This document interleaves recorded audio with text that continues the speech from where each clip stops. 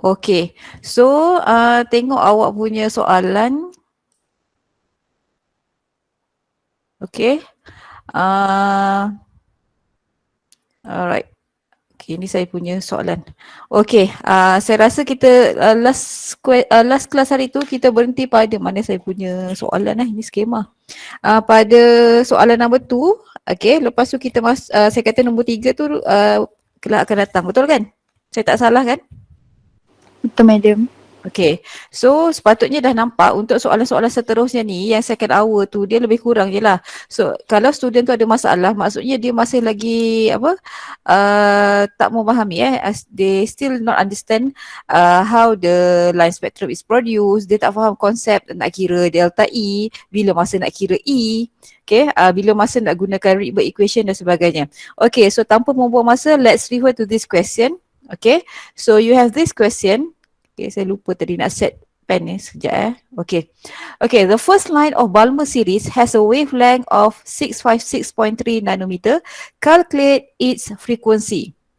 Okay, jadi if you refer to the question, given to you some informations, we have first line, what series, Balmer series, and then given to you the wavelength, okay, in nanometer. And you are going to calculate frequency. Okay, frekuensi. Jadinya sekarang, actually for this case, dia ada macam-macam lah. Okay, dia ada macam-macam perkara ataupun cara untuk kita solve question ini. Kalau soalan ini soalan objektif, saya rasa sepatutnya pelajar tak ada masalah juga sebab dia boleh direct calculation.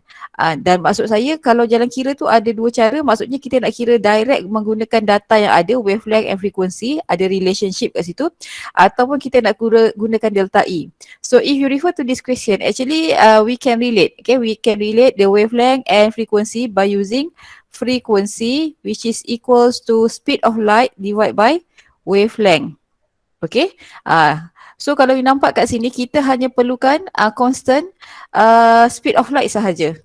Alright. Okay, kita perlukan speed of light sahaja. Jadinya tidak ada isu lah di situ sepatutnya lah. Cuma please be careful, we have to convert the wavelength given in nanometer to meter first, because okay, if you substitute the value, you can see here the value of speed of light is 3.0 times 10 to the power of 8. The unit of speed of light, halaju ataupun halaju cahaya ni, meter per second. So you can see here meter per second, okay, adalah unit bagi speed of light. Okay, sekejap saya ni OCD sikit. Jadi sengit pun mata saya tak boleh. Okay, jadi dia ada unit length kat sini iaitu meter. Jadi nanometer, ini pun saya nak kena bagi tahu, nanometer dengan meter tak boleh cancel lah. Ada pelajar dia kata meter dengan meter boleh cancel kat cikgu. So ini memang salah konsep. So meter adalah satu unit length yang lain, nanometer satu unit yang lain. So sekarang you have to convert nanometer to meter menggunakan perkaitan 1 nanometer equals 10 to the power of negative 9 meter. So bila you convert dapat berapa dia punya wavelength in meter? Saya nak dengar. Siapa belum convert sekarang. Okay, what is the value of wavelength in meter? 656.3 tu berapa?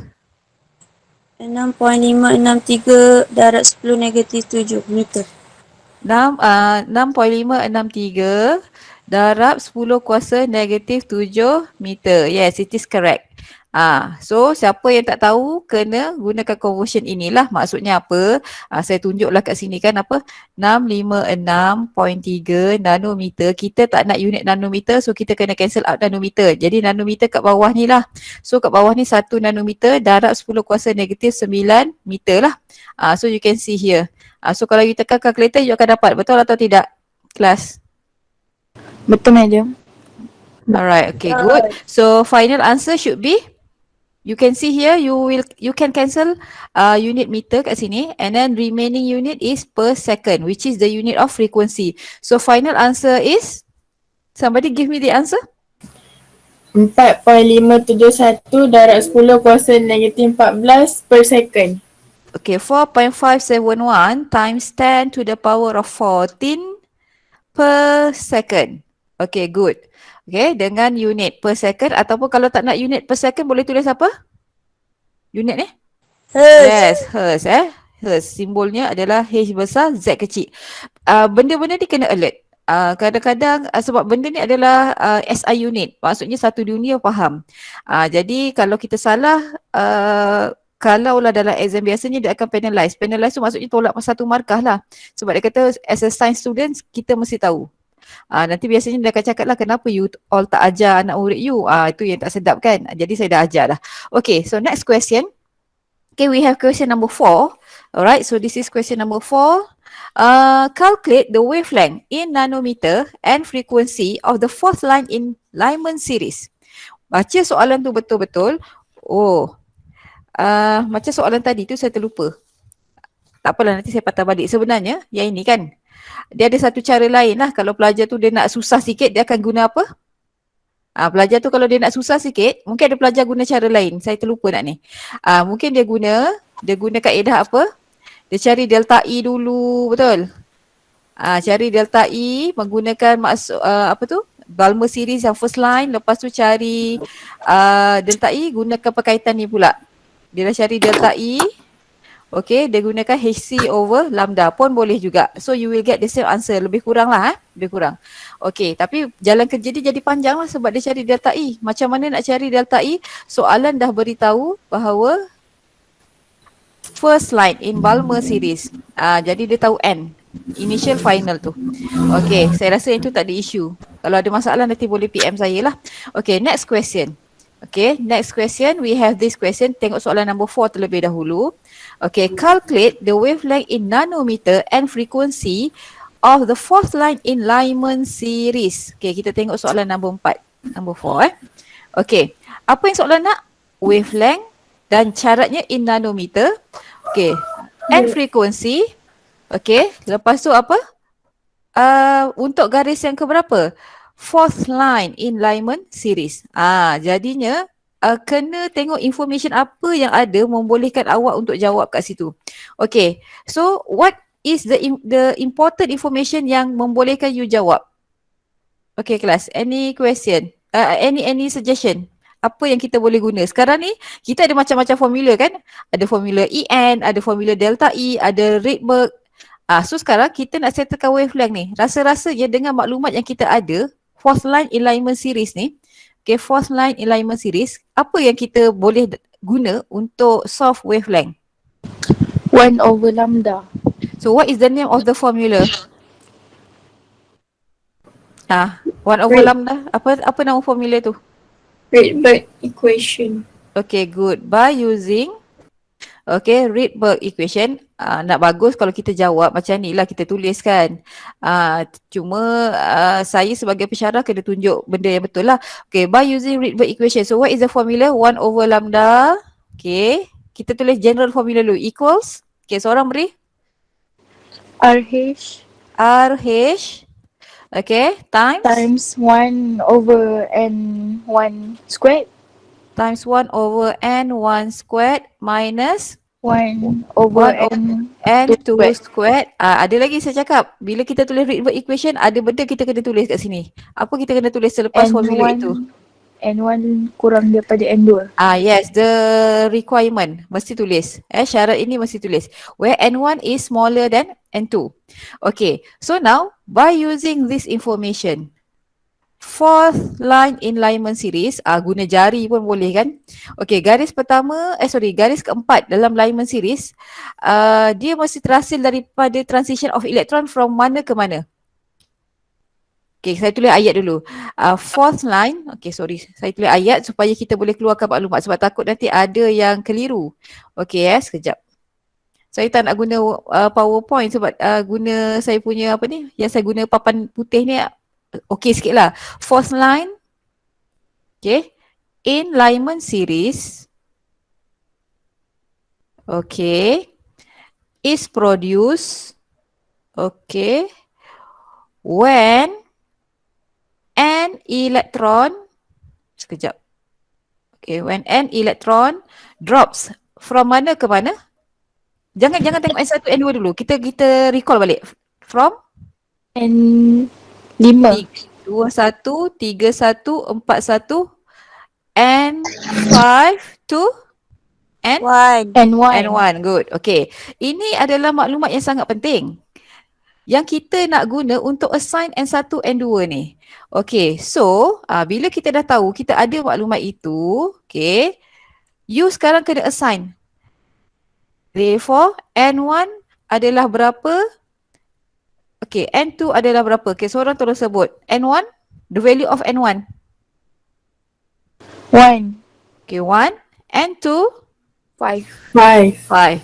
Wajib tulis. Formula general tulis, N1, N2 ni kena tulis. Okay, jadinya sekarang you can substitute the information, okay, into the Rydberg equation. Okay, so now we have 1 over lambda. Okay, 1 over lambda. The Rydberg constant is 1.097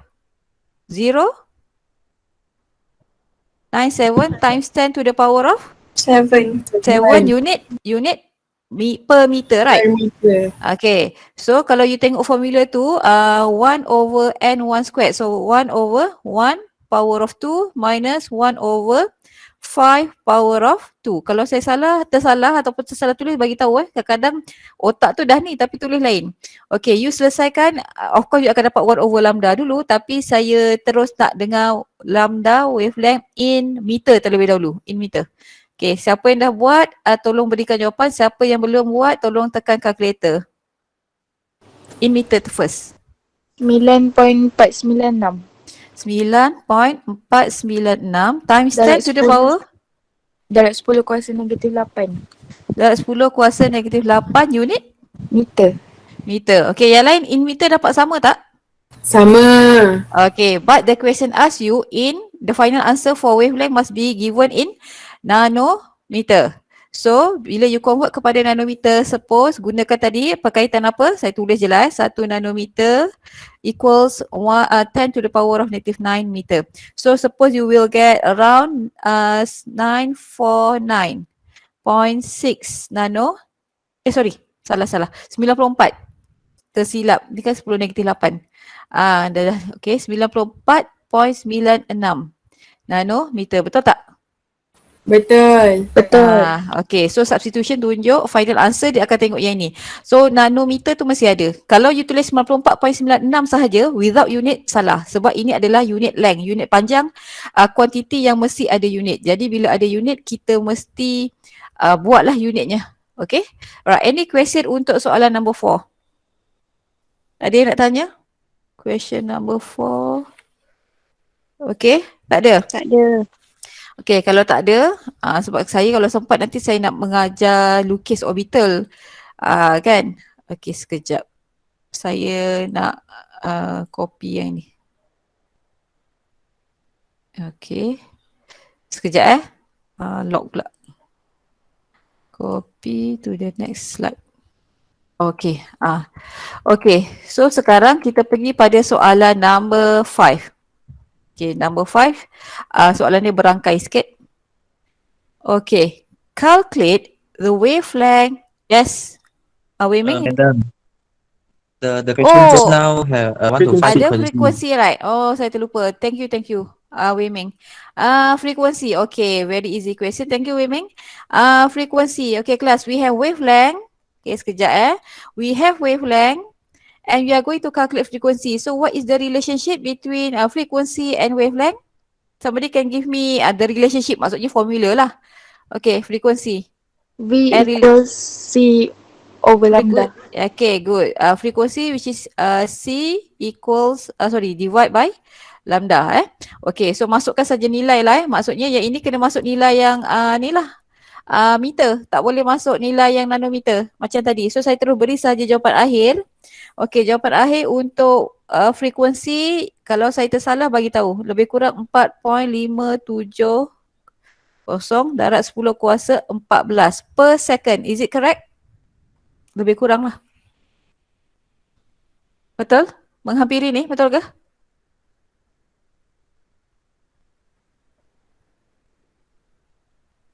Betul?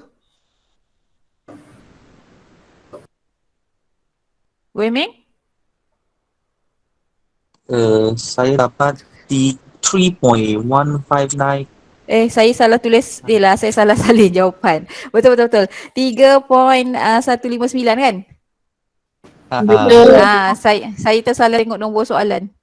3.159 times 10 to the power of 15, isn't it? 15. Yes. Yeah. 15 per second. Alright, saya tengok soalan nombor 3 pula. Okay, alright, so sepatutnya tak ada isu lah kat sini. Okay, thank you Wei Ming and others. Okay, so we go to the next question. Okay, yang ini tadi. Okay, calculate the wavelength and frequency of the light that forms the third line of bracket series. Okay, wavelength. Soalannya lebih kurang je sebenarnya. Dia nak belajar faham dan boleh apply konsep. Okay, first bracket series and then we have third line. Okay, of course macam biasa kita nak kira wavelength and frequency. Okay, before that kita keluarkan maklumat. Okay, third line.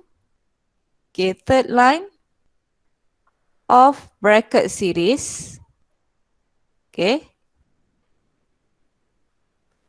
is produced when n sebab satu elektron, kita bercakap pasal satu elektron. When n electron drops from, seorang tolong beri maklumat, from mana ke mana? N7, 2 and 4. 7 yang lain- to 4. Okay, good. N7 to N4. Because this information is very important to solve wavelength tu. Sebab kalau kita tengok kat sini tak perlu pun nak kira delta E. Kalau pelajar tu mungkin dia tak boleh nak keluarkan Rydberg ataupun dia tak terfikir Rydberg equation tu, dia akan gunakan delta E sebenarnya. Tapi kalau nak guna delta E pun ini kita kena guna juga.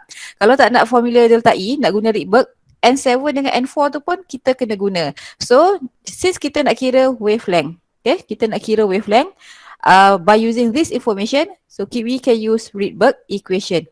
1 over lambda which is equals to RH. Tulis, start dengan formula yang umum ini supaya kita biasa. Okay, 1 over N1 squared minus 1 over N2 squared, where N1 must be smaller than N2.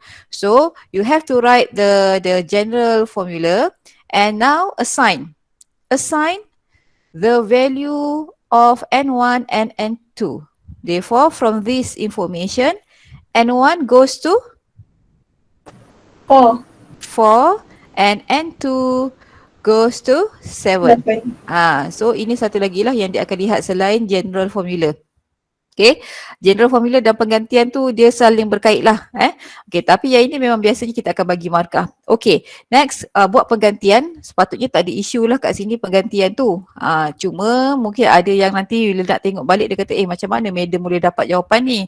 So 1 over lambda, walaupun penat nak tulis ni, tulislah juga 1.0 equals 1.097 times 10 to the power of 7 per meter.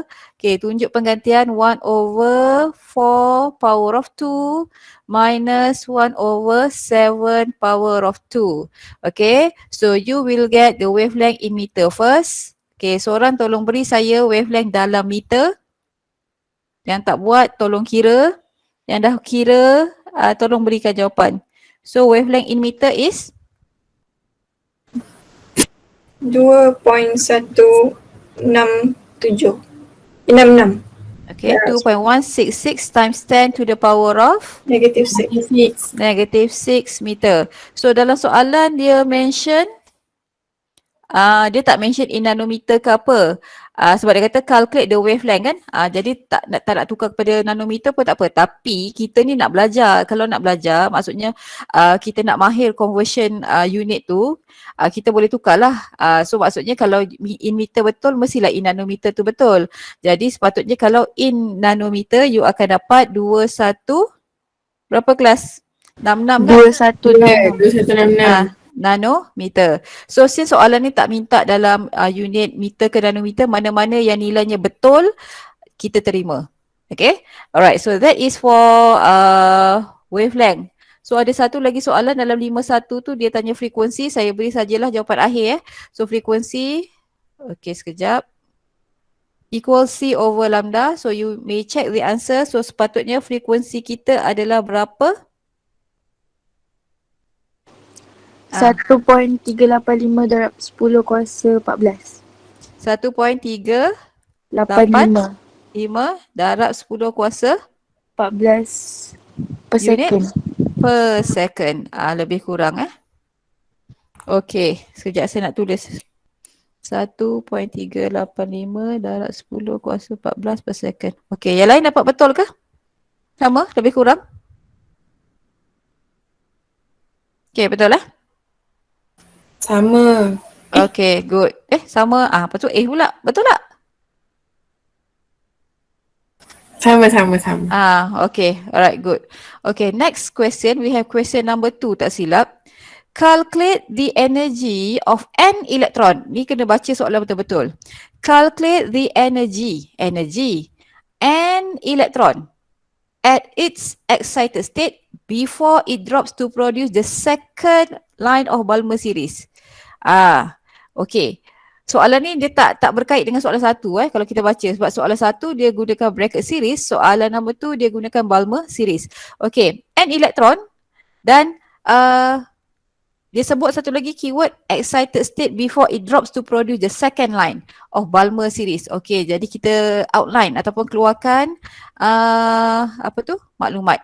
Okay, second line of Balmer series. Okay, buat ayat dululah. Okay, the second line of Balmer series, okay, is produced when an electron makes a transition ke, drops ke kan? An electron satu. When an electron, okay, drops from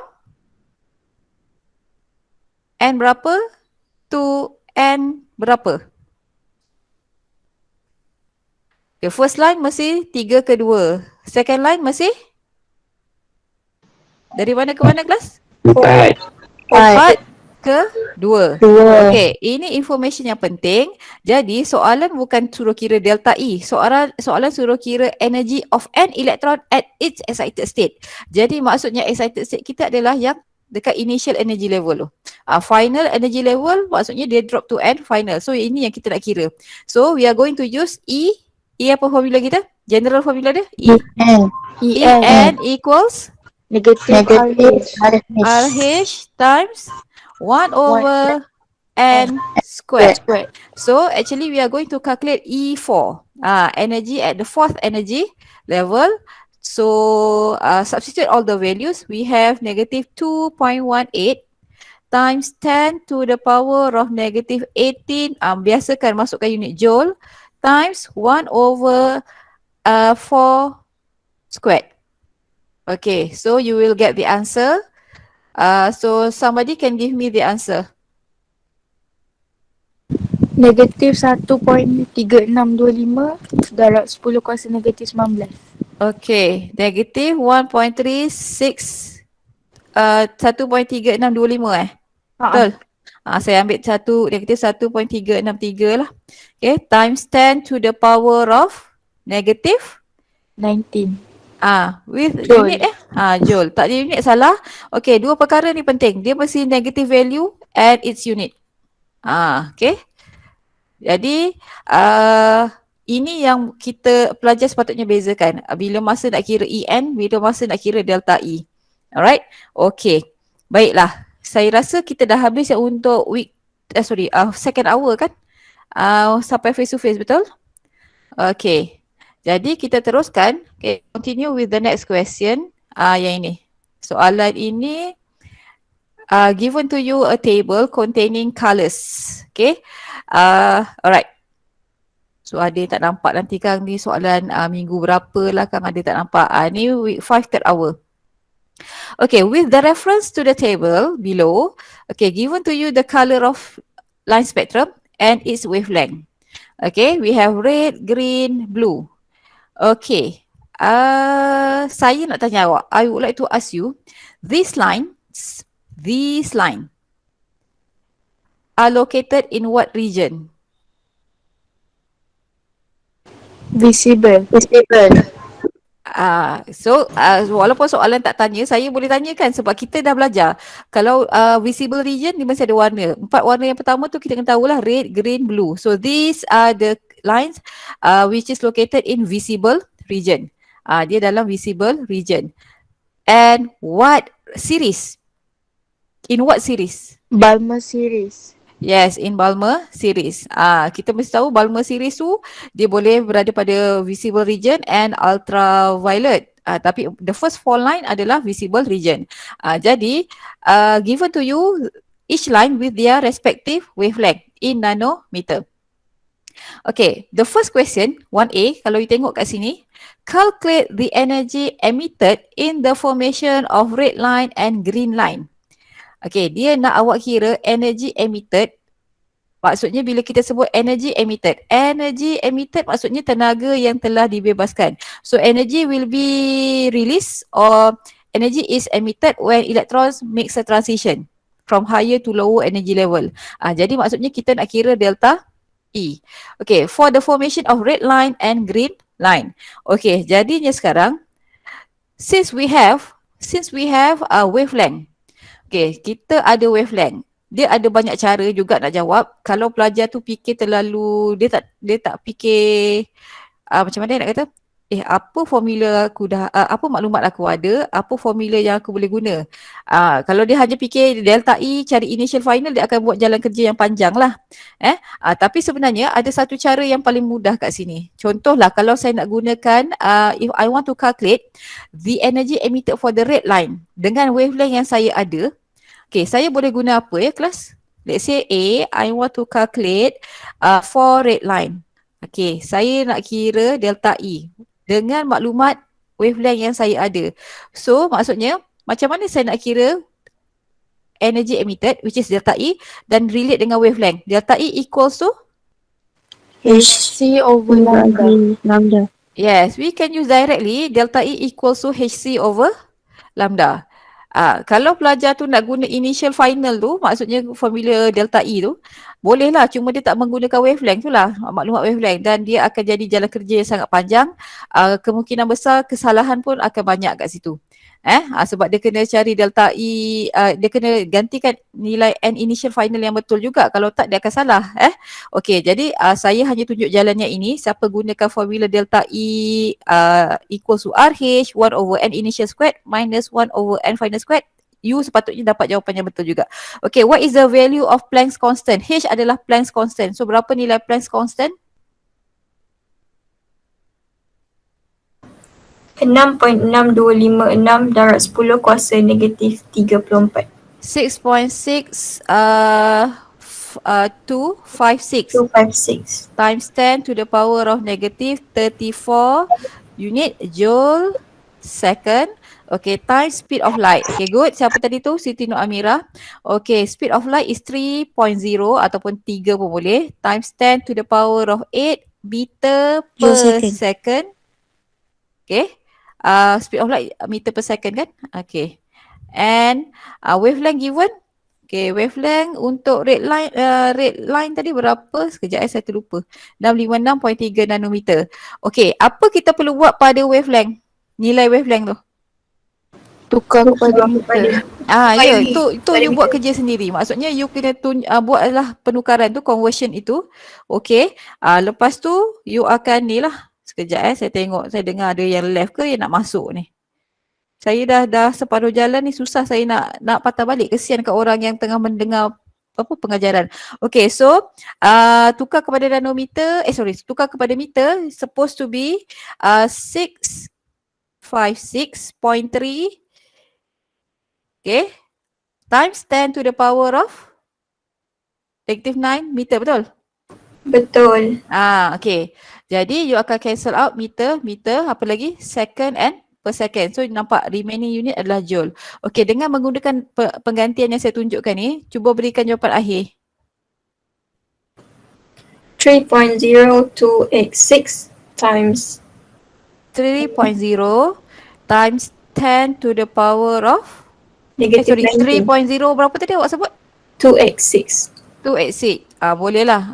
Nak ambil 3.0 pun boleh ataupun 3.0 3.0286 okay. Times 10 to Power 11. saya round off kat situ. Times 10 to the power of negative 19 19 unit joule. Joule. Okey. Jadinya sekarang kalau kita guna formula ini, kalau pelajar tu dia bukanlah bijak sikit, maksudnya dia faham konsep. Kalau elektron tu drops from higher to lower energy level, sepatutnya nilai energy adalah energy release mesti negatif. Kalau kita guna formula delta E, delta E equals to RH darab 1/n initial squared minus 1/n final squared. Bila you guna, katalah pelajar tu selesaikan soalan ni guna ni, memang dia akan dapat delta E tu negatif tau. Tapi sebab sekarang ni kita menggunakan wavelength.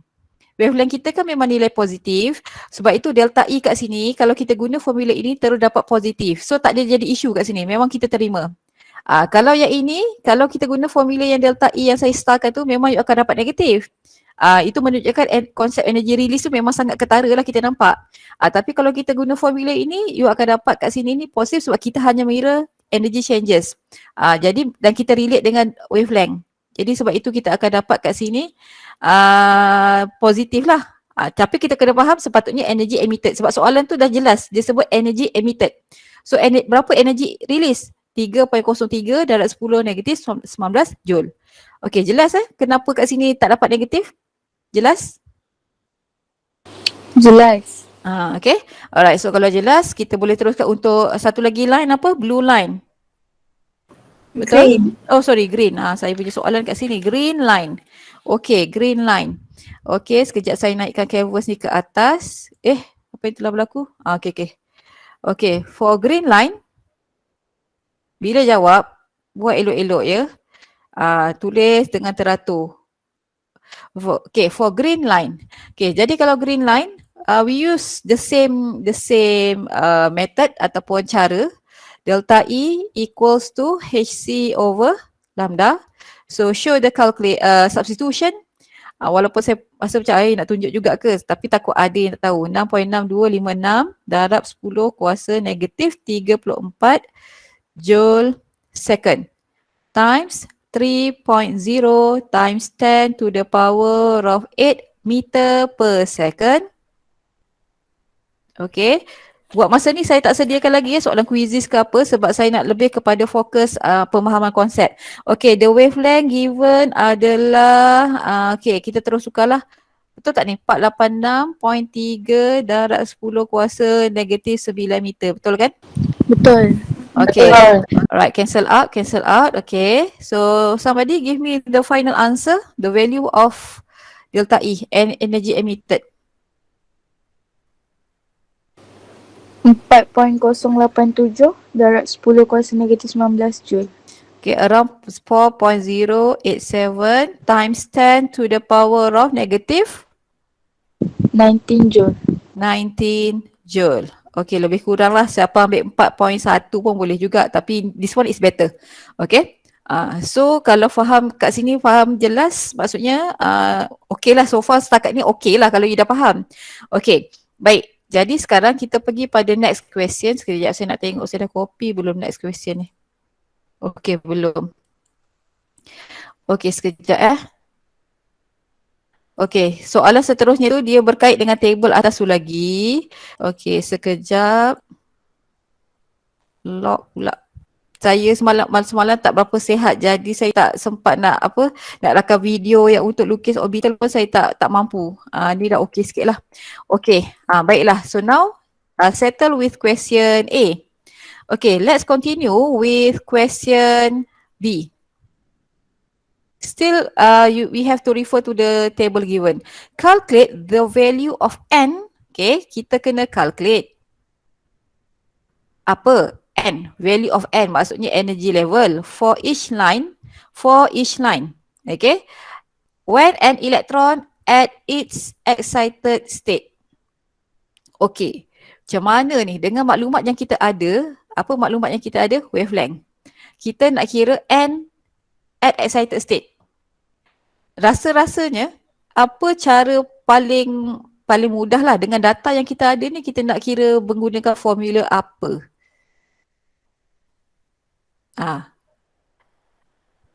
Okey.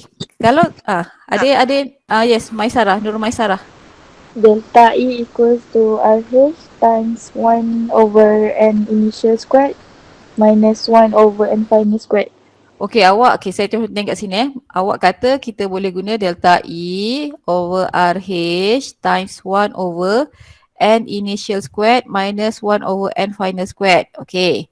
Maksudnya awak kalau untuk rate dengan green line tak ada masalah lah, kita dah kira delta E. Lepas tu initial final ni awak kena relate pula dengan, awak kena ingat lah rate green blue tu dia punya electron drops. Okey, tu satu cara lah. Okey, ada tak cara lain yang pelajar rasa dia tak nak guna pun, dia nak guna wavelength tu juga. So formula apa kita boleh guna? 1/lambda. What is the name of the formula? 1/lambda tu apa nama formula dia? Rydberg equation. Okay, kalau kita guna Rydberg equation, you tengok kat sini, 1 over lambda equals RH times 1 over N 1 squared minus 1 over N final squared, where N1 should be smaller than N2. So kalau kita guna ni, memang jelas kita akan guna wavelength tu lah. Data yang diberikan. So sebenarnya dua-dua cara betul, cuma cara kita nak interpret ataupun kita nak gunakan maklumat tu berbeza, especially dekat initial final ni. Initial final dengan N1 N final ni. Itu nampak macam sama tapi sebenarnya N1 N final sorry, ni bukan N1 N final, sorry, ni apa, N2 kan. Ni N2. N1, N2 dengan N initial, N final tu dia adalah benda yang berbeza. Konsep dia berbeza. Okay, so dua-dua betul. Cuma siapa yang gunakan delta E ni, nanti awak semak macam mana pastikan jangan salah lah. Okay, jadi saya prefer Rydberg equation. Okay, I will use Rydberg equation to solve the problems. Okay, so let's say I start with red line. Okay, red line.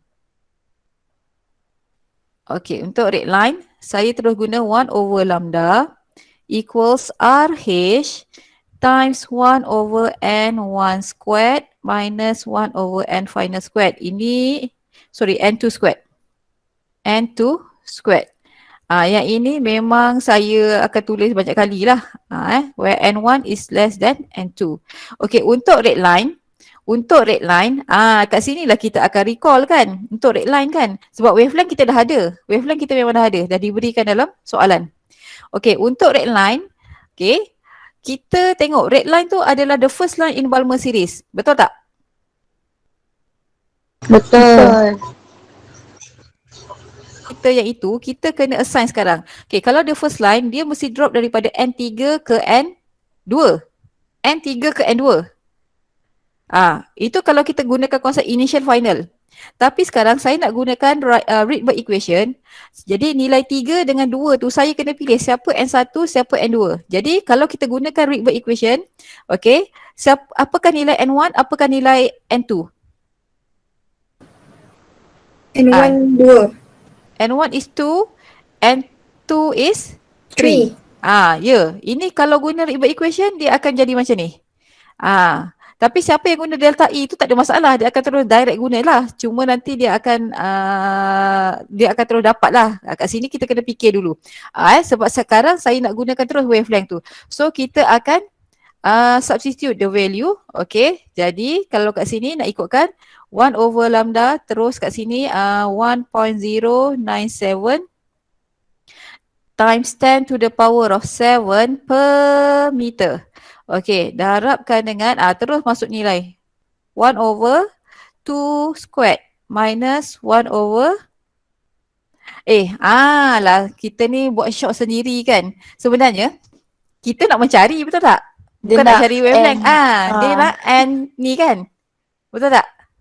Betul. Cuma kita fikir kita dah tahu dah N3 mesti elektron tu drop from N3 to N2, betul? Kita dah tahu dah jawapannya mesti 3. Betul kan?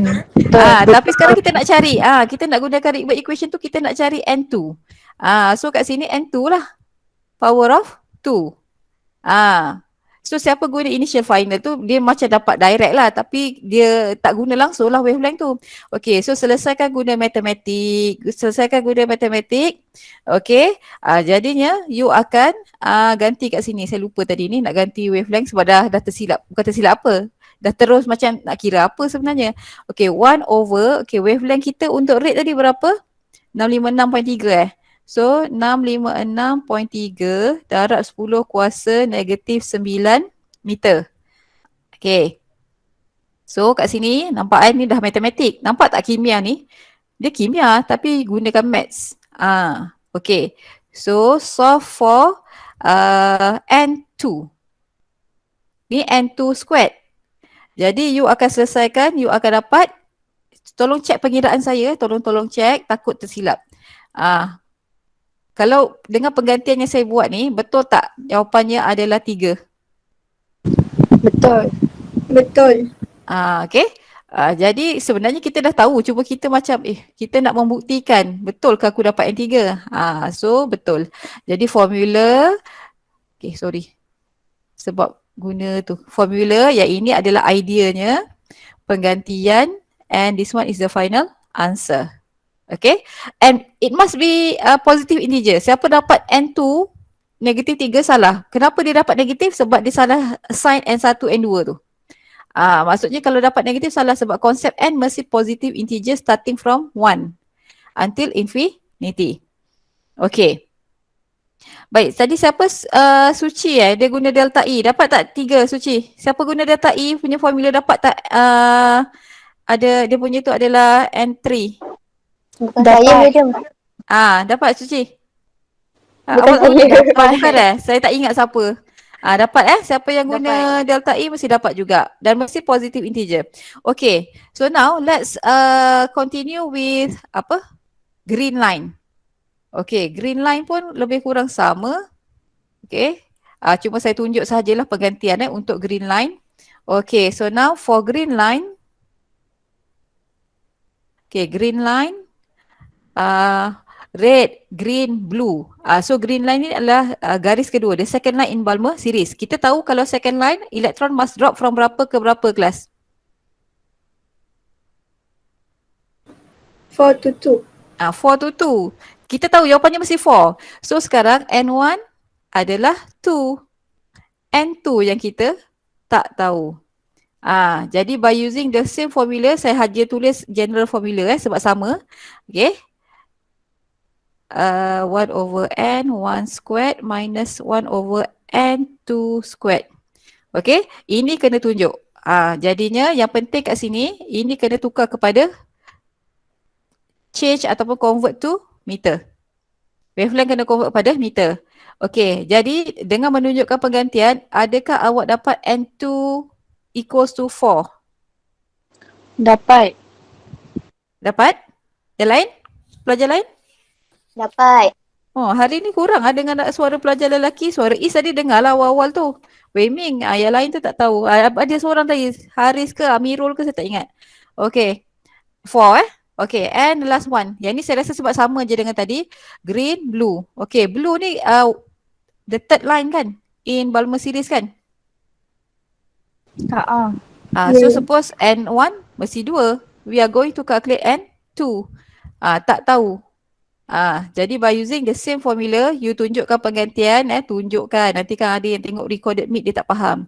Tunjukkan penggantian. Okay, sama ada gunakan formula delta E ataupun Rydberg. So you will get N2 or N at excited state adalah berapa? Berapa kelas? 5. 5. Yes, 5. 5. Mesti 5. Okay, sebab ni saya rasa tak ada isu. Saya dah jelaskan lebih kurang macam contoh tadi. Sepatutnya tak ada masalah lah. Okay. Okay, any question untuk soalan ini sebelum kita pergi pada soalan number 2? Ada soalan? Any question? Ada soalan? Sekejap 52 orang. Ada beberapa orang tu yang pergi vaksin lah hari ni.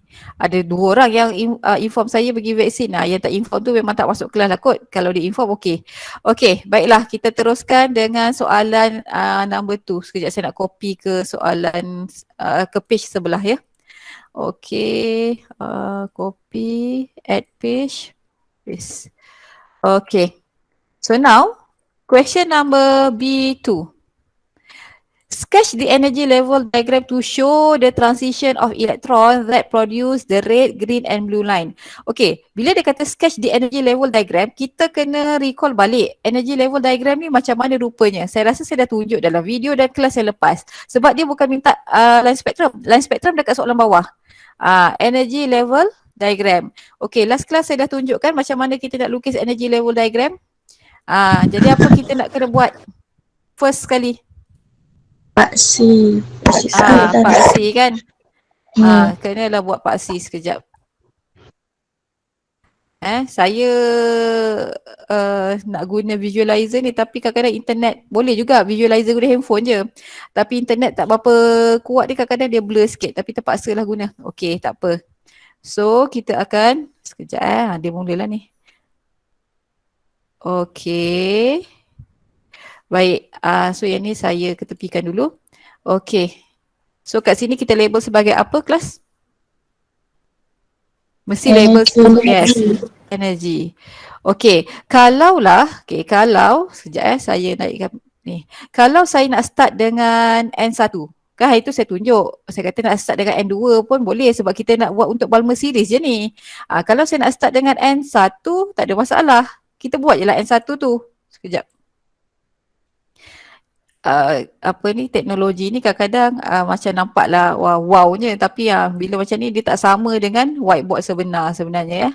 Kepuasan tu tak sama. Okay, so kena buat dulu dia punya energy level. Okay, let's say saya nak start dengan N1.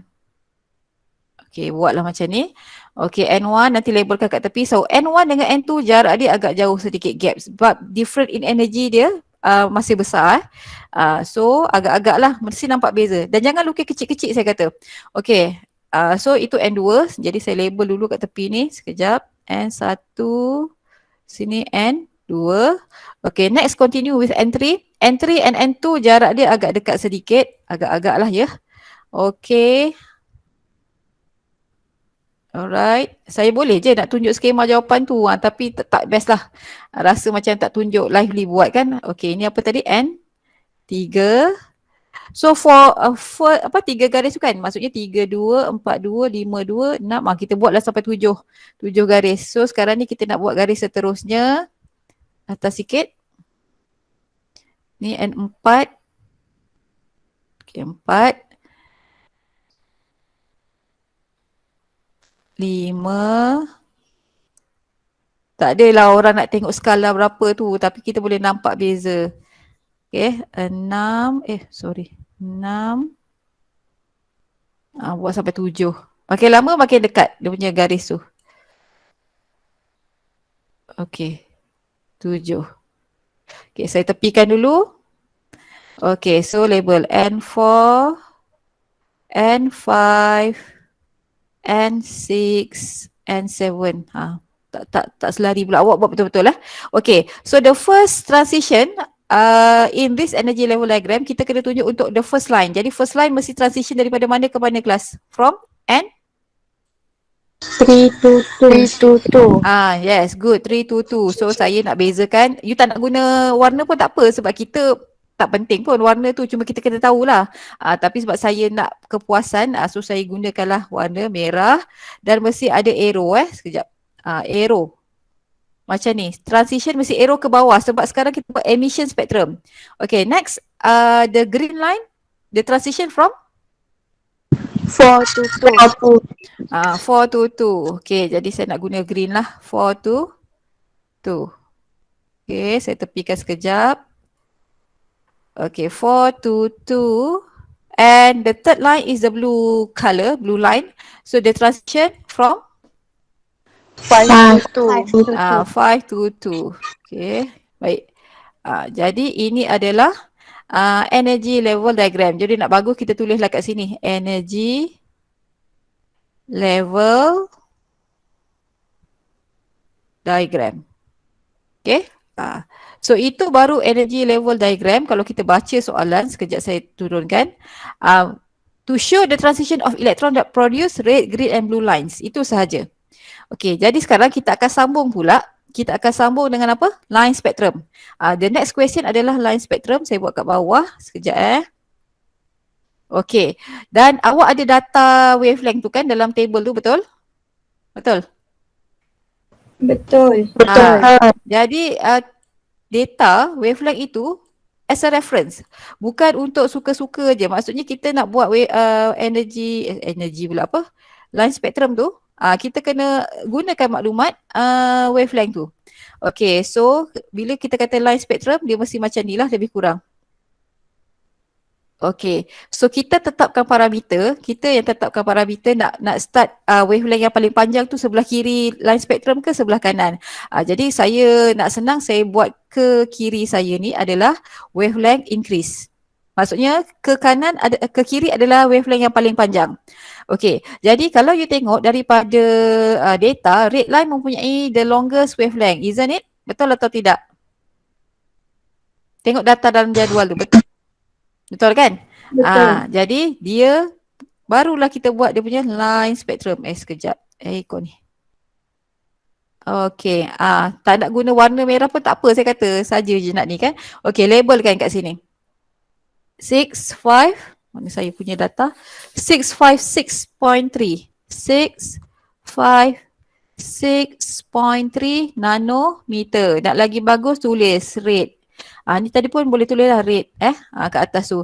Okay, next continue with green line. Okay, green line you tengok wavelength dia 486.3 nanometer. Paling panjang 656. Jadi ke kanan kita ni makin pendek. Agak-agak lah. Maksudnya mungkin kat sini lah kita buat. Okay, jadi kita pilih green. Alright. Okay, so tadi saya lupa nak tulis. Saya tambah kat sini green. Okay, untuk green line wavelength is 486.3 nanometer. So this is green line. Okay, and the third line is blue line with wavelength 434.2. So agak-agak 434 mungkin dekat sini lah. Agak-agak lah ya. Kita agak-agak. Saya punya tulisan tu besar sangat sebenarnya. So tak muat nak label kat atas, kita label kat bawah. Jadi this one is blue. Okay, this is blue. 434.2 nanometer. Nampak? Okay, jadi ini cara macam mana kita nak buat line spectrum. So this is line spectrum. Kan ada pula tak tahu ni. Saya tulislah kat sini line spectrum. Jadi sekali lagi saya ingatkan macam mana the first line in line spectrum ini terhasil. Dia adalah menunjukkan hasil apa? Ni saya conteng je. Transition of electron ini. Bila transition dia akan menghasilkan red line. Okay, kalau yang ni dia akan menghasilkan green line.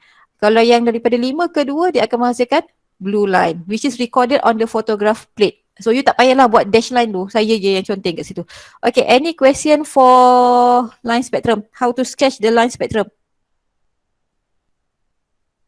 Ada soalan? Ya, Ahmad Hakimi. Yes. Guna Apa? Tak dengar? Pardon. Tak dengar lah Hakimi. Putus-putus.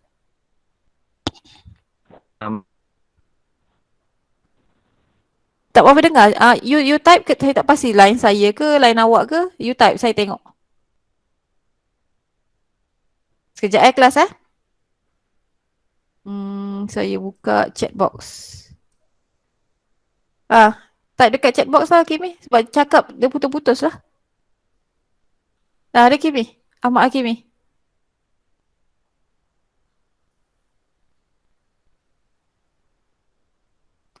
Kalau nak draw line tu ikut colour juga. Ya Allah, budak ni dia tak dengar aku cakap. Tak apa, tak payah. Tak payah pun. Saya je saya kata salah you buat. Saya je saya kata nak tunjukkan pelajar faham, saya gunalah warna. Nanti kan dia tak tahu mana nak bezakan red line, green line. Kan bila saya buat macam ni nampaklah untuk Balmer series red line tu dalam line spectrum dia first line tu warna red. So kalau you tak guna warna pun tak apa. Maksudnya nak guna pen hitam je pun tak apa, tak ada masalah. But you have to label. Kena label kelas, kena label. Maksudnya label ni masih ada. You kena labelkan yang mana red, green, blue ni kena label. Lepas tu ini parameter ni penting. Kita kena buat. Okay, any question?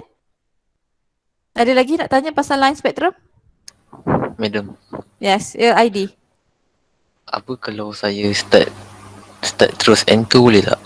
N1 saya Boleh. tak lukis. Tak ada masalah, boleh. Ini yang saya kata, hari tu saya kata kita boleh guna start daripada N1 ataupun N yang kita nak drop ke mana. Cuma kali ni saya nak buat daripada N1. Jadi kalau tak buat N1 sebab you nak terus tunjukkan dia drop ke N2 pun tak ada masalah, okey je. Right? Okay. Alright. Okay, ada lagi yang nak tanya? Madam, Yes? yang parameter tu memang fix Ya? Memang Tak dia semestinya. Okey, kalau contoh sekejap baguslah bila bertanya ni sekejap. Pembaris ni sekejap kalau saya nak buat macam ni, tengok sekejap saya ni dulu baru bawa turun. Okey. Kalau saya buat katalah saya buat macam ni kelas. Okey. Saya buat macam ni, lepas tu saya tetapkan ke kanan saya wavelength increase. Makin panjang. So what do you expect class? Maksudnya yang red line akan berada dekat mana? Red line berada dekat mana? Red line akan berada dekat sini. Yes. Itu saya kata tak semestinya fix kita yang tetapkan supaya, tapi kita mesti pandai baca. Jadi kat sini red. Okay. Sekejap saya buat. Lepas tu ke sini green lah. Betul? Sini green. Lepas tu ke sini dekat sikit adalah blue. Nampak? So sebab bila kita buat eksperimen ini sebenarnya kita yang dapat data line spectrum tu kita yang kena baca. Jadi ada macam-macam cara dia tetapkan parameter tu. So maksudnya kat sini boleh jadi red. Kan? Sini adalah green. Sebabnya kita baca ke kanan tu makin panjang. And then sini adalah blue. Nampak? So ada dua cara. Kalau pelajar tu buat macam atas betul, buat macam bawah pun betul. Okay, ada lagi soalan? Okay, thank you madam. Okay, right. Sekejap. Okay, Amirul dia dah pergi vaksin. Okay, baik. So kalau tak ada kita teruskan. Nanti kalau ada soalan boleh tanya lagi lah ya. Okay, next. We go to the third hour. Betul lah kan third hour kan? Tadi macam dah habis soalan. Ada number 2 kelas? Ada. Betul lah ni soalan ni kan. Saya jadi blur pula. Betul soalan ni. Okay, figure 1 shows the first 4 line in bracket series of hydrogen emission spectrum. Okay, so given to you figure 1 maksudnya itu adalah line spectrum. Bila dia dah bagi macam ni, okay dengar bila dia dah bagi macam ni, line spectrum yang dah siap. Okay, awak yang kena pandai baca. Okay, jadi maksudnya kita sekarang ni nak cari parameter dia ke mana wavelength paling panjang. Rasa-rasa awak ke mana paling panjang? Kita boleh gunakan knowledge yang kita belajar tadi. Bila makin dekat jarak garis discrete line tu maksudnya wavelength dia makin pendek tau. So maksudnya sekarang ke kanan ni wavelength dia makin apa? Tinggi. Increase. Yes, increase. Siapa yang keliru tadi cuba tengok ni. Cuba tengok. Maksudnya you tengok sekarang dia buat yang macam bawah kan? Dia buat yang macam bawah kan? Dia bagi awak yang macam saya lukis yang ni, betul? Betul. Jadi you nampak tak ini kita panggil dia discrete line. Garis-garis yang terpisah. Kan dalam istilah line spectrum disebut discrete line. Bila discrete line tu gap antara dua tu makin dekat menunjukkan wavelength dia makin pendek. Betul lah ni macam green line dengan blue line kan wavelength makin pendek. 486 dengan 434 kan makin pendek tu. Jadi kalau macam ni ke kanan tu maksudnya wavelength increase. So kita barulah kita boleh jawab soalan A dengan B. Okay, yang pertama, state the region of the electromagnetic spectrum in which the series produced. Okay, bracket series, it is produced in what It is located in what region? Infrared. Infrared. Okay, so nak jawab soalan ni, biasanya kita tulis je A. The answer is infrared. Itu saja. As it is, tak ada jawapan lain. Okay, so now by referring to the line spectrum given, okay, which line correspond to the shortest wavelength of the radiation that produces the line? Okay, so what's your answer? Sebab itu kita kena, sebab itu kita kena tahu parameter ni. Kita kena tahu baca lah, senang cerita. Kita tahu baca line spectrum. So your answer supposed to be line, ataupun you jawab je A. Betul? Betul? Betul. Itu saja jawapan je. Okay? Tapi kalau dia bagi terbalik, maksudnya kalau dia bagi bentuk yang berbeza, terbalik lah, dia lukis macam ni. Contoh dia lukis macam ni. Ni D, okay, sini C, sini B, sini A. Kita kena pandai baca lah. Okay, kalau saya lukis macam ni, maksudnya ke kanan saya wavelength apa? Decrease. Increase. Yes, ke kanan decrease. Yang saya lukis sekarang ni ke kanan decrease, betul? Sebab saya nak buat wavelength tu ke kanan. Tadi kan saya buat ke kiri kan. Saya tulis parameter ni ke kanan sekarang. Jadi kita yang kena tahu baca wavelength, line spectrum tu. Okay, any question? Ada soalan? Tak ada. Okay, tak ada So harapnya jelas lah. Okay, baiklah.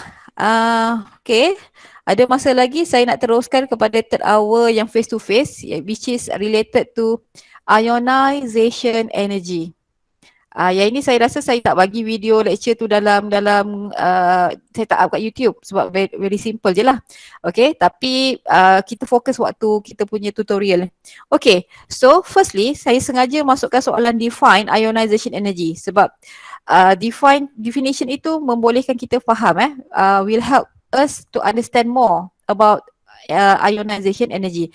Okay, so when we define ionization energy, your answer must start with minimum. Mesti ada perkataan minimum. Okay. Energy. Perkataan energy of course mesti ada lah. Required ataupun needed. Ni tak ada masalah. Tapi mesti maksudnya sama. Required ke needed. Kalau you kata minimum energy release, confirm terus salah.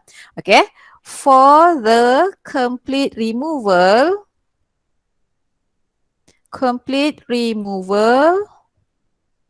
of, okay, one ni nak tulis nombor ke perkataan pun boleh. One mole of electron from 1 mole of gaseous atom or ion as it is. Maksudnya complete set. Sebab kita sekarang ni sedang define secara umum sahaja secara umum sahaja ionization energy. Jadi dia mesti macam ni lah dia punya definitionnya. Okay, ada isu untuk soalan definition ni? Tak ada. Okay, kalau tak ada bagus. Okay, now we go to the next question. The question asks you, by using the Lyman series, calculate the ionization energy for 1 electron and 1 mole of electrons in kilojoule per mole. Okay, bila kita kata ionization energy dan soalan tu dah sebut Lyman series. First kali kita kena faham we have to understand the transition of electron. Saya ada sebut sebelum ni bila kita belajar when the electrons are closest to the nucleus, dia akan merasai tarikan nukleus yang sangat kuat. The electrons experience stronger attraction from the nucleus. So it is difficult to be removed from the atom. Tapi bila elektron tu very far from the nucleus, dalam arti kata paling mudah, berada pada N infinity. Okay, it is free from nucleus attraction. Maksudnya elektron yang berada pada infinity itu sudah tidak merasai tarikan daripada nukleus. Jadi kalau elektron itu berada pada infinity, dia sangat mudah untuk disingkirkan. It is easier to be removed. So bila atom remove elektron, itu konsep apa? Dia nak form ion. Bila atom remove elektron, dia akan form ion with positive charge. Jadi konsep itu kita akan apply untuk Lyman series. Jadi sekarang Soalan tanya Lyman series. Okay. The first question, ionization energy for one electron. If we remove one electron from an atom, okay, in Lyman series. Okay, jadi saya naikkan atas. Okay, so question B. Okay, untuk question B, for removal of one electron. Nampak? Kita nak remove satu elektron sahaja. Okey, jadinya sekarang since kita nak gunakan Lyman series. Kenapa? Sebab soalan dah sebut Lyman series. Okey, bila elektron itu kita nak remove daripada atom dalam Lyman series, first kita kena nyatakan dia punya transition. Elektron, okay, makes a transition. Elektron makes a transition from N1 to N infinity. Dia bukan drop sebab sekarang ni dia nak remove elektron, dia mesti elektron itu mesti berpindah dari N1 ke N infinity. Sebab bila dekat N infinity, tadi saya dah sebut, dia akan merasai, dia sudah tidak lagi merasai tarikan nukleus. Jadi ini perlu ada. Ini perlu ada. N1 maksudnya N equals 1 to N infinity ni menunjukkan transition je. Jadi N1 adalah N initial adalah 1, N final adalah infinity. Sebab sekarang ni transition kan? Bila transition kita gunakan initial final. Okey. Jadinya sekarang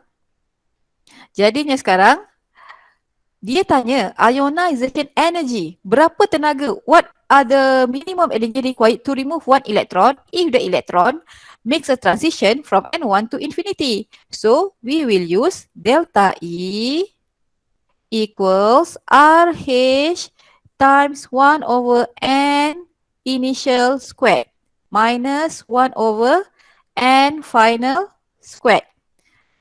So kita tahu nilai RH ataupun Rydberg constant untuk formula ini supposed to be 2.18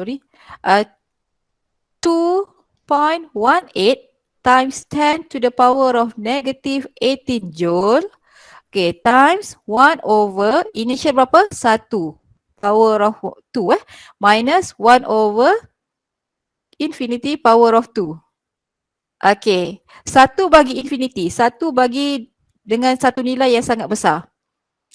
Approximately to 0. Saya selalu bagi analogi pada pelajar, saya ada sepotong kek. Okay, sepotong kek nak bagi dengan 100 orang. Apa awak dapat? Pelajar akan jawab, buk pun tak dapat. Maksudnya dah sikit-sikit, maksudnya kecil sangat kan. Maksudnya very close to 0. Jadi kat sini dia adalah sama dengan apa? 2.18. Bagi yang tak faham lagi saya tunjukkan pergantian. Ini adalah 1 minus 0. So what's your final answer for question 1? 2.18 times 10 power of negative 9. Okay, positive or negative value? Positive. Okay, yang lain kelas dapat positif ke negatif? Positif. Mesti positive value. Positif. Sebab you tengok balik definition ionization energy. Ada perkataan minimum energy required, tenaga yang diperlukan. Jadi of course dia perlukan berapa banyak energi. Dia kena absorb 2.18 darat 10 kuasa negatif 18 joule untuk remove satu elektron daripada hydrogen atom untuk Lyman series. So saya conteng kat sini energy required, okay, to remove one electron from N1 to N infinity. Kita baru remove satu elektron sahaja sekarang. Okay. Jadi sekarang kita akan continue dengan B. Soalan nombor 2. Soalan nombor 2 dia tanya apa? Kalau nak remove 1 mole of electron in kilojoule per mole pula tu. Jadi kita akan gunakan jawapan daripada soalan 1 ni kelas. Okay, sekejap apa pasal ni? Saya restore. Okay, baik. For question 2. Removal of 1 mole of electron. Okay, so kalau kita nak remove 1 mole of electron, sangat banyak ni. 1 mole tu kan, okay, saya nak tanyalah, kod-kod masih ingat? 1 mole apa-apa bahan mengandungi berapa partikel? Berapa?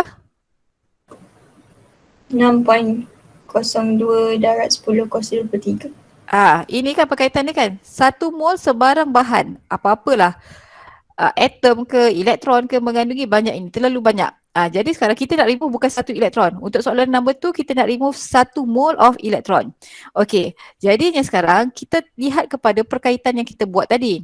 Okey, 1 elektron, okay, kalau kita tengok kat sini, 1 elektron, okay, needs, berapa tadi kita kira kat atas tu kan?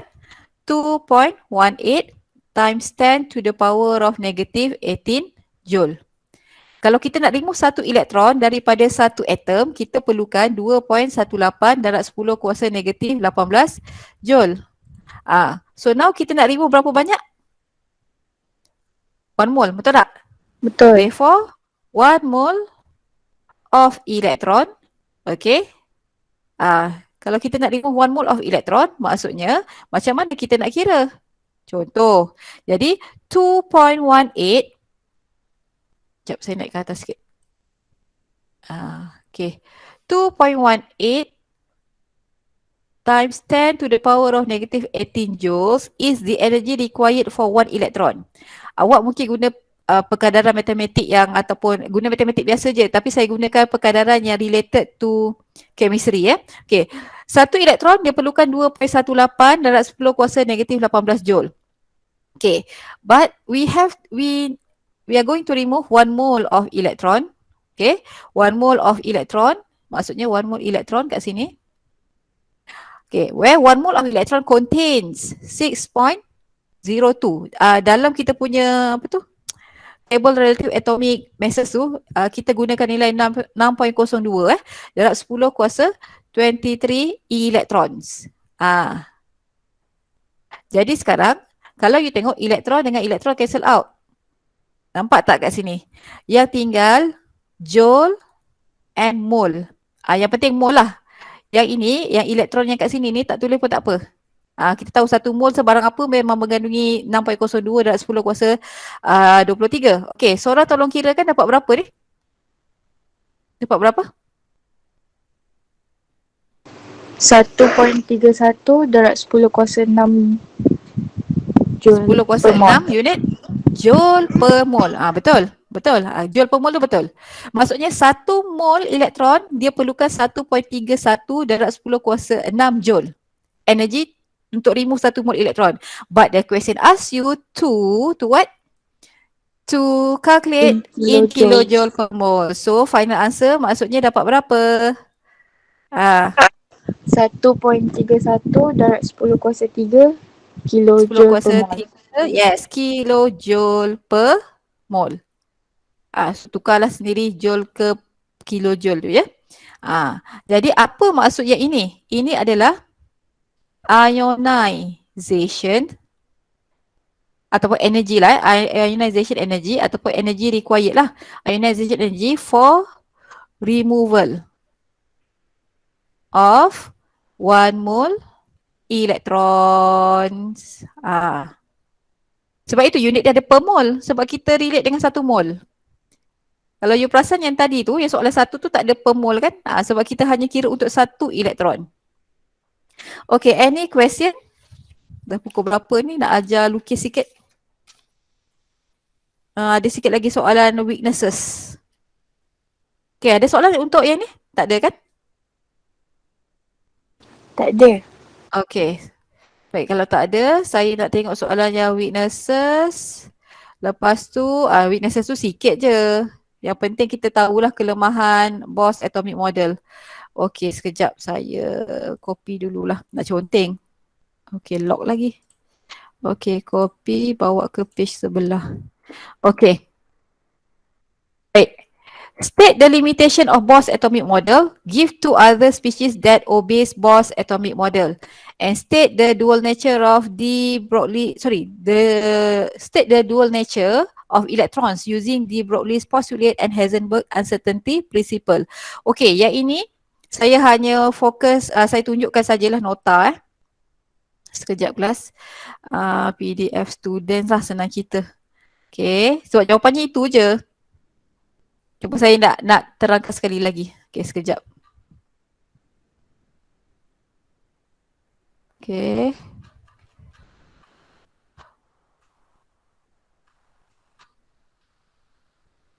Okay. Okay, when we talk about weaknesses of Bohr's atomic model and the question asks you to give, berapa banyak dia minta?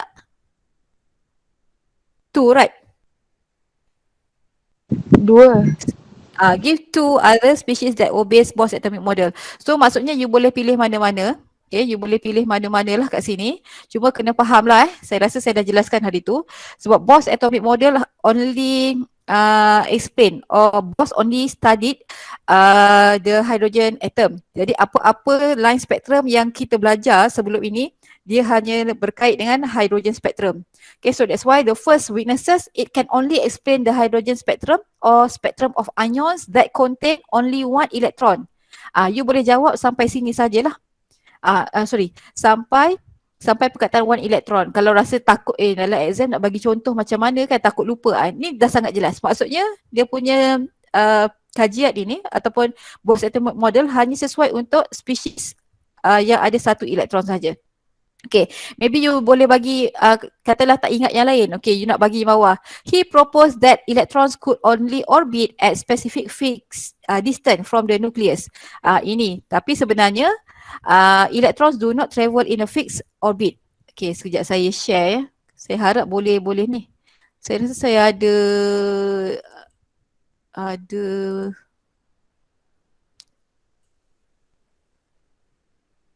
sebenarnya Bohr, nampak tak dia bergerak ni? Nampak tak dia bergerak? Elektron Nampak. Bohr kaji dia macam ni. Bohr kaji kan macam ni sahaja. Okay. Tapi sebenarnya saya kata, de Broglie kata dengan Heisenberg kata dia bergerak dalam bentuk wave. Walaupun dalam bentuk dekat orbit dia bergerak dalam bentuk wave macam ni. Ini yang bukan fixed circular orbit. Jadi you boleh bagi mana-mana 2. Okay, next. Okay, yang ini pun sama. Dia minta state dual nature of electrons using de Broglie's postulate. Okay, dan juga Heisenberg uncertainty principle. Jadi bila dia kata state, okay, bila dia kata state, awak boleh guna ayat yang sama maksud lah maksudnya untuk de Broglie's postulate. Postulate. Kalau you kata dalam nota tu macam mana nak mudahkan ayat ataupun sebenarnya de Broglie cakap apa? Kat sini saya mudahkan. Ayat yang sama maksud particle, okay, such as. Kan ada tak faham. Apa yang dalam berlaku? Sekejap saya dah padam pula sekali yang lain. Sorry lah ya kelas. Dah tak boleh nak ni dah. Dia sensitif. Such as, apa tadi? Electrons. Okay, such as electron possesses. Okay, possesses dual nature. Apa maksud dual nature? Dual nature dalam bahasa Melayu sifat keduaan. Itu memang istilah dia. Which both, okay, tak sempat salin nanti tengok recorded mid. Which are both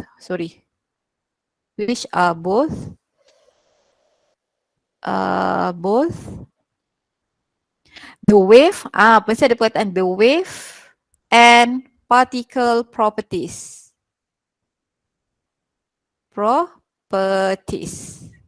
Okay. Okay, itu de Broglie. Kalau Heisenberg kita patutnya kena ingat it is impossible. Heisenberg kena eja betul lah. Heisenberg, B-E-R-G. Uncertainty, ketidakpastian. Certainty principle. Okay.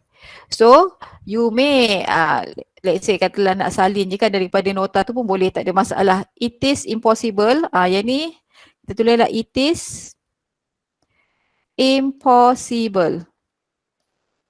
Okay, to determine To know, sama maksud to determine, okay. Simultaneously, okay, both the momentum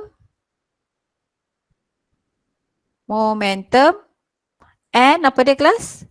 Position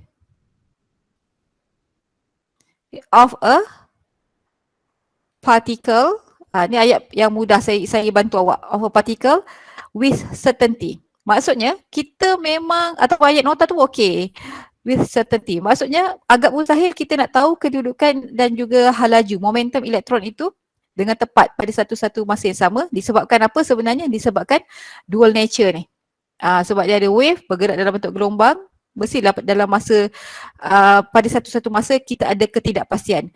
Ataupun you boleh gunakan dia punya formula untuk Heisenberg ni kan, delta X, okay, delta X M delta U, okay, greater to or equal H over 4 pi.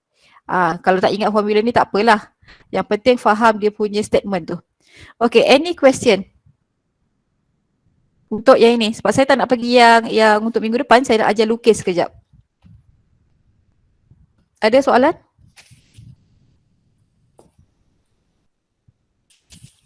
Tak ada. Okay, tak ada Okay, kalau tak ada, sekejap saya ambil masa. Saya nak share yang ni, harap-harap berfungsi lagi lah, boleh detect. Cuma saya minta maaf lah, mungkin dia blur sikit sebab dia bergantung kepada saya punya internet connection. Nampak tak kertas saya ni? Nampak muka saya, nampak kertas juga tu. Nampak? Nampak. Okay. So, sebab saya cuba nak rakam video tu guna lukis, guna PowerPoint lah, guna saya punya whiteboard tu, tapi sebab pelajar hakikatnya dia kena lukis atas kertas. Jadi saya nak ni okay. So, saya nak ajar lukis S. Orbital. S orbital tu senang. But first of all, okay, bila kita nak lukis orbital, we have to sketch the axis. Okay, kita draw lah axis dia.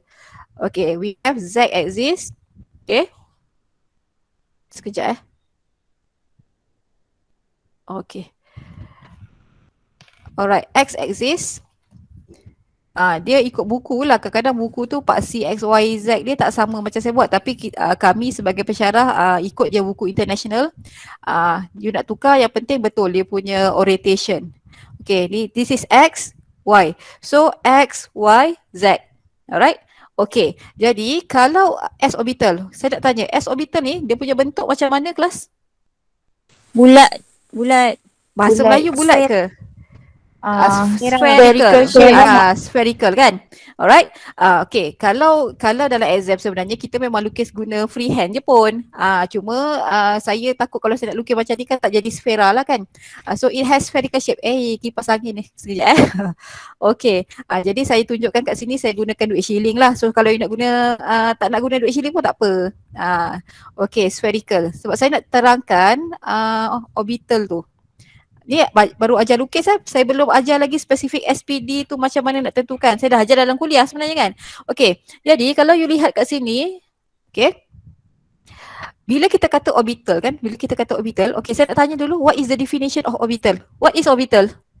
Orbital tu apa? Kelas, orbital tu apa? Tak kisahlah bahasa Melayu ke, you nak cakap bahasa Inggeris ke, ataupun you select nota ke, tapi saya nak feedback. Orbital, what is orbital? Somebody would like to try? Orbital is defined as 3D Dimensional region. 3D region in an atom. Okay. Tapi tak sesuai tu 3D region. And atom which Which there. there is high probability. 3-dimensional region. Okay, 3-dimensional region of space in an atom where there is high probability of finding electrons. Betul? Jadi sebenarnya elektron memang berada dalam atom. Tapi dekat mana elektron tu berada dalam atom? Elektron berada dalam atomic orbital. Bila saya sebut orbital, sebab saya dah ajar dalam kuliah kan, dalam video tu, S, P, D, F, G, H lah. Tapi kita punya syllabus sampai D saja. Elektron berada pada atomic orbital. Mungkin dia berada pada s orbital, p orbital ataupun d orbital. Jadi kalaulah, sebab sekarang ni konsep orbital tu adalah berdasarkan probability, kebarangkalian. Kalau elektron itu dekat nukleus atom tu, dia berada dekat kawasan yang macam ni. Kebarangkalian kawasan inilah yang ada banyak elektron. Jadi dia akan mempunyai shape apa? Spherical. Sebab itu scientists define dia adalah three-dimensional region in an atom where there is high probability to finding electron. Jadi bila dia mempunyai rupa seperti spherical shape ini, maka dia adalah s orbital. Tak nampak s orbital. Sekejap. S orbital lah. So S orbital bentuk dia mesti spherical. Okay, dalam nota tu dia sebenarnya kita kena tahu dia tu 3D. Tapi pelajar lukis secara 2D. Bila lukis secara 2D, awak nak lukis nampak dia punya anak panah kat dalam ni pun boleh. Macam saya lukis ni kan, saya nak buat macam ni. Ataupun kalau lah contoh saya nak buat macam ni. Alamak, saya kata saya nak lukis nampak macam 3D. Ini saya kata kalau tak guna duit shilling jadi macam tu kan. So kita boleh juga lukis macam ni. Contoh ni Z. Okay, nak nampak macam 3D jugalah kan. Jadi sini X. Kita tak nampakkan arrow yang kat dalam tu. Macam dalam nota tu kan X. Okay. Dan di sini Y. So yang ni nampaklah dia macam 3D sikit. Okay, sekejap. Y. Jadi so ini nampak macam 3D. Yang kat sini ni 2D lah. Yang ni 2D. So dua-dua diterima. Maksudnya saya selalu cakap dengan pelajar, ni dia punya lidi fishball tu nak nampak pun tak ada masalah. Okey je, masih diterima dalam exam. Okey. So apa beza? Katakanlah ini 1S. Okey, katakanlah ini 1S. Kalau saya nak lukis 2S macam mana? Kelas, kalau saya nak lukis 2S macam mana? Dia lagi besar. Yes, because N kat sini, ini nombor 1 dia merujuk kepada N, principal quantum number. So when N gets higher ataupun increase, so it is related to size. Jadi size akan besar. So kalau kita nak buat untuk yang 2S pula contohnya, kena buat lagi besar lah Okay, sebab walau tadi tak sihat nak rakam video macam ni pun tak mampu. Okay, saya buat macam ni dulu. Okay, so Z, X, Y. Jadi kalau you nak buat untuk 2S, mesti ada beza. Kalau katalah soalan tu kata, draw the orbital for 1S and 2S, mesti nampak beza size. Okay. Kalau boleh guna freehand, okay lah. Jadi kalau dia suruh labelkan ini 1S, this one is 2S. Mesti nampak beza Mungkin you tak nampak beza sebab saya gunakan visualizer, saya tak boleh fokus ni sangat kot. So you mesti lukis nampak beza lah. Okay, itu untuk S orbital. Okay, so now let's continue with lepas S? P. P orbital. Okay. Macam mana rupa P orbital kelas? P orbital ni rupa dia macam mana? Dumbbell shape. It has looks like dumbbell shape. Sama juga, probability of finding electron in an atom around the nucleus adalah di kawasan itu. Jadi let's say saya nak lukis untuk PX. Saya tak tunjuk lagi lah nak lukis paksi tu macam mana. Kalau PX macam mana saya nak buat kelas? Let's say saya nak lukis PX. P huruf kecil P huruf kecil subscript X. Okay. Maksudnya kalau PX you kata dumbbell, macam dumbbell. So dia ada 2 loops. Betul tak? 2 loops. Kan? Betul. Macam ni lah lebih kurang. Okey, di manakah orientation kedua-dua loops ini? Tak nampak. Di manakah orientation kedua-dua loops ini kalau dia PX? CX. Yes, both loops lie along X axis. Jadi, so kalau saya nak lukis secara 2D sahaja, okay, pastikan betul labelkan axis itu. So susahlah. Jadi kita kena lukis kemas. Jangan lukis kecil sangat nanti susah. Okay, ini PX. Ini baru satu loop. Okay. Ini satu loop yang lain. You boleh lukis guna pensel lah. Saya guna pen kan. Nak padam-padam payah pula. Dah tak nampak besar macam kecil sebelah pula. So pastikan dia sama size kiri kanan. Okay. Kalau PY Okay, let's say saya nak continue dengan PY. Both loops lie along Pak Siwa. Y axis. Okay, good. Alright. Okay. Okay. Nampak? Kalau PZ, Pak CZ. both loops lie along Z axis. Okay, buatlah sama saiz kelas ya. Lukis tak ada masalah, guna pensel pun okey. Ini yang saya kata, dia punya arrow kat dalam tu bila kita lukis secara 2D, boleh je nampak. Yang penting mesti betul. Kalau you rajin, kalau you lukis guna pensel, you padam lah pensel kat paksi yang dekat dalam loops tu kan, pun tak ada masalah. Okey, baiklah. Next kita akan lihat untuk D orbital. D orbital ni kena hati-hati sikit. Okey. Sekejap. D orbital, mana saya punya kertas? Okey, sini. Sorry ya kelas ya. Bilik saya ni yang ni tak ada aircon, jadinya saya berkipas. Okey, sekejap. Okey. Okey, saya print. Ini yang daripada nota awak. Kalau you tengok, ini daripada nota. Okey, saya terangkan dulu Boleh catat-catat lah supaya you boleh nampak nanti nak lukis macam mana. Okay, so hopefully nampak. Sekejap. Saya tengok skrin kedua ni. Okay. So the first one yang paling mudah adalah DZ squared. DZ squared ni dia punya rupa tu macam P orbital. Dumbbell tapi dia ada ring dekat tengah. Saya memang buku dia gunakan lah istilah donut shape tu, tapi sebenarnya donut tu dia refer kepada ring yang kat tengah ni sebenarnya. Okay, and then we have DXY. The next adalah DXY. Okay, kalau DXY boleh catat dia ada 4 loops. You nampak ada 4 loops. 1, 2, 3, 4. Semua loops itu berada antara paksi X and Y. So kalau you refer kat sini, nampak ni X, ini Y, ada satu loops. Ini X, ini Y, ada satu loops. Okay, ini X, ini Y, ada satu loops. Z tak kacau lagi ni. Z yang cerita dulu. Ini X, ini Y, ada satu loops. Kena tahu macam mana nak lukis. Maksudnya D, X, Y, semua loops itu, 4 loops berada antara paksi X dengan Y. Okay, for D, X, Z, okay, sama juga 4 loops. Kesemua loops itu berada antara paksi yang dinyatakan, X dengan Z.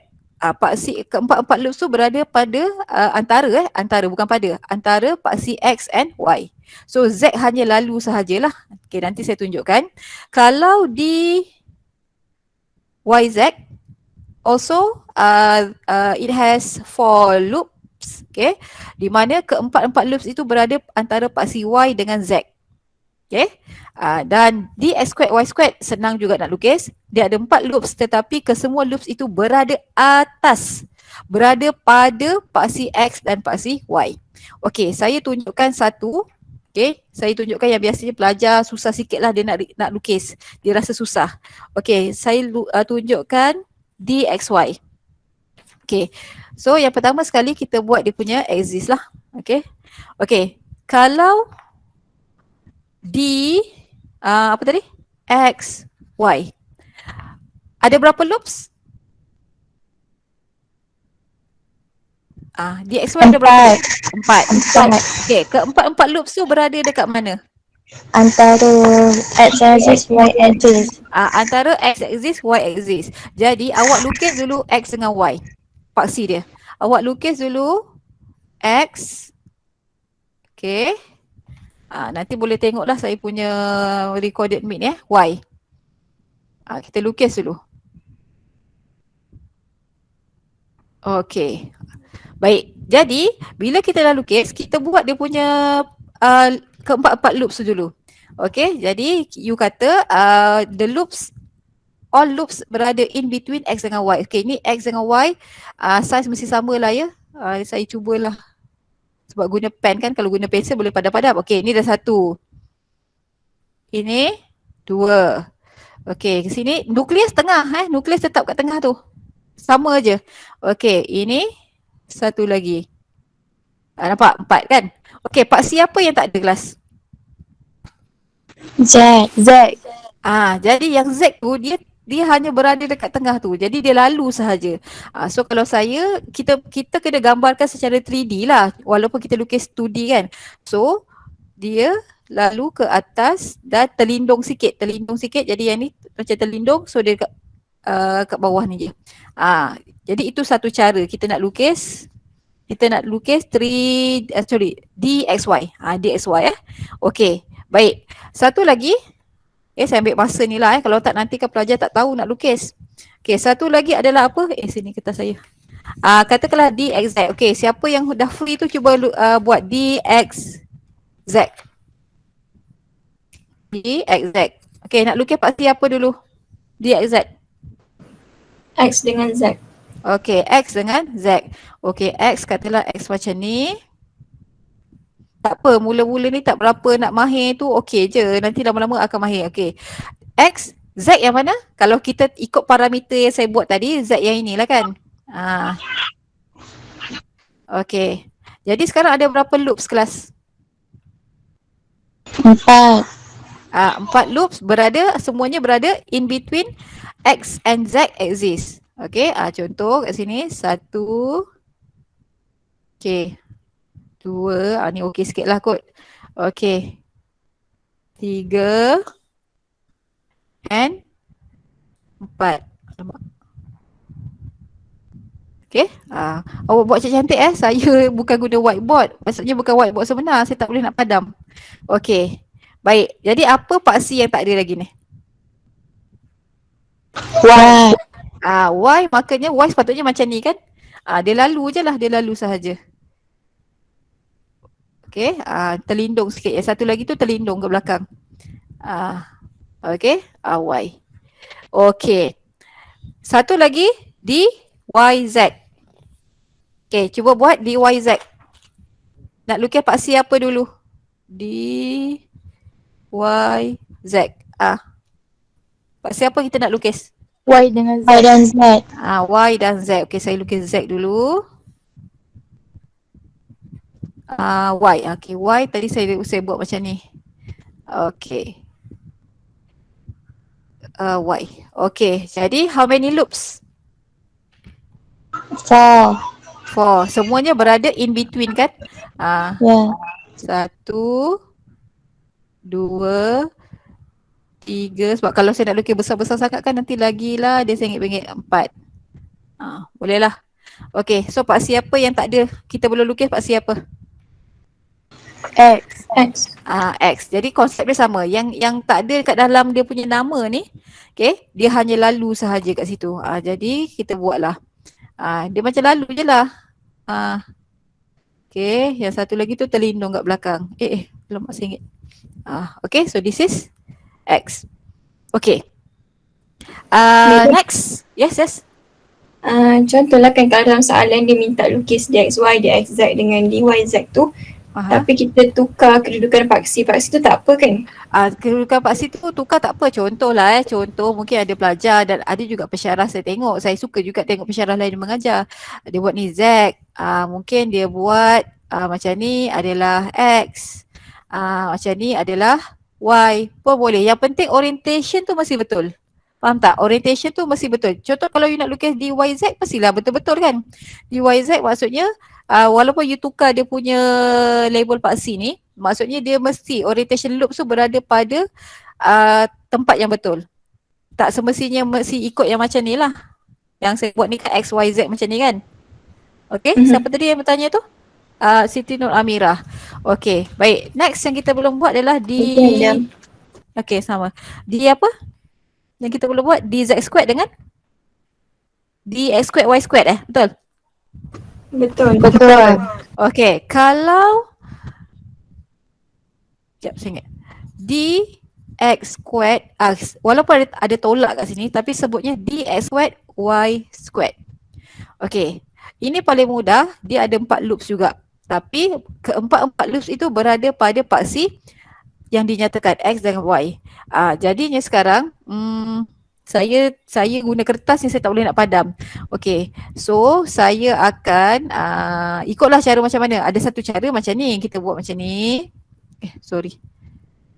Kita buat ni Z. Sekejap Okey. Ini X kita. Ni saya nak buat 2D lah. Maksudnya tak nampak macam 3D sangat. Okey. Kita faham, saya faham bahawa bila dx squared y squared ni, keempat-empat loops berada pada paksi x y. So kalau pelajar tu lukis macam ni kan, dia buat ni x, sebab tu squared, sebab dia berada pada x dan berada pada y. You buatlah besar-besar. Tapi tak cantik lah. Boleh je. Walaupun nampak arrow kat dalam tu, anak panah kat dalam tu lalu kan, boleh je, tak ada masalah. Tapi kalau you guna pensel, you boleh je nanti dah buat Z. Okay, you padam kan. You buat Z dulu. You buat Z sekejap. Bukan senang nak melukis macam saya ni. Maksudnya dengan nak handle meat, nak handle pen lah, kertas lagi. Okey, contohlah macam ni kan, saya buat Z je dulu sebab saya tak nak tunjuk arrow kat dalam. Kalau you guna pensel tak ada masalah, boleh padam. Okey, saya nak guna pen terus, saya buat je macam ni. Ni apa? X. Lukis tu sama saiz Okey, jadi saya akan buat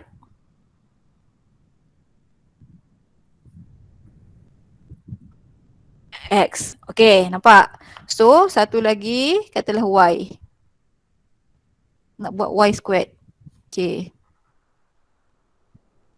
Okey, saya tak sama ni. Sorry lah kalau dekat whiteboard okey lagi ni, boleh padam-padam. Okey, barulah kita buat dia punya paksi. But you have to practice. You kena practice. Okey. Ni dia lalu dia berada pada paksi tu sebenarnya. So ini Y. Jadi kena fahamlah sebenarnya dia berada pada paksi X dan Y. Kalau you tengok dalam nota tu, mana gambar dia? Sorry saya lukis memang tak cantik. Kalau dalam nota ni nampak tak? Ni kan macam ni, betul? Betul kelas? Betul. Jadi awak bolehlah padam paksi kat dalam, sebenarnya dia lalu tu. Okey, last sekali sebelum saya tamatkan meet. Okey, macam mana kita nak lukis dz squared? Dz squared berapa loops? 2. 2 loops. And di manakah loops itu berada? Z. Pada Z. Z.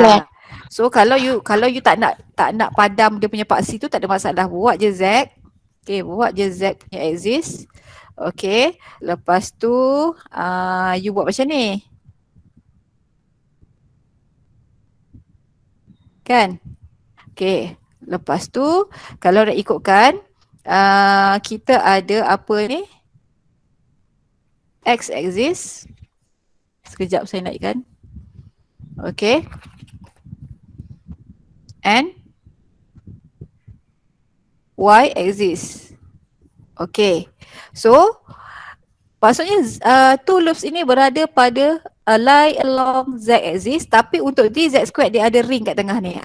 Ring tu you buatkan, tak kisahlah you nak lorek ke apa, asalkan kita tahu ada ring. Okay. So basically inilah secara asas yang pelajar kena tahu, how to draw the orbitals. Any question? You have to practice. You memang kena practice. Tak boleh tengok sekali lepas tu lukis. Memang kena betul-betul sebab kalau soalan tu suruh lukis, dia akan tengok. Dia kata kalau pelajar tu tak label, tak ada markah. Lepas tu rupa tak bentuk yang sepatutnya pun tak ada markah. So dia kena menggambarkan apa yang orbital tu lah. Maksudnya apa yang kita lukis mesti menggambarkan orbital tersebut. Any question? Ada apa-apa nak tanya? Ada? Tak ada, madam. Okay, kalau tak faham nanti sebenarnya kita akan belajar lagi dalam tutorial minggu hadapan. Okay? Okay, sekejap. Saya nak patah balik ke Meet. Okay, so kalau tak ada saya saya stop presenting dulu. Okay.